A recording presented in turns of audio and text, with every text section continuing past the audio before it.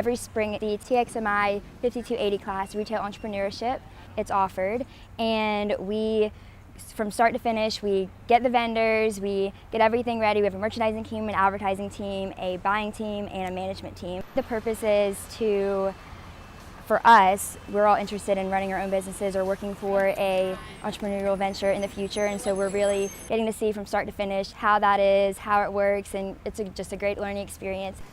I am surrounded by people who went out of their way to join a class that you have to go out of your way to join.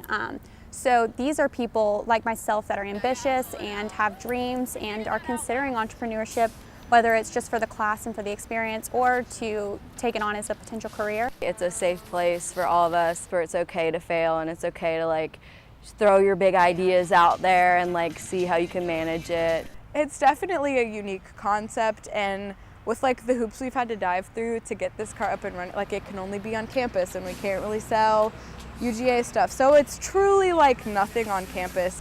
I just am so happy to be at UGA, and the fashion major is so good and fulfilling, and Couture a la carte has really contributed to my passion for the industry. It's just cool to interact with people that are like-minded and work together, and it's just been an awesome experience, so I'm very grateful.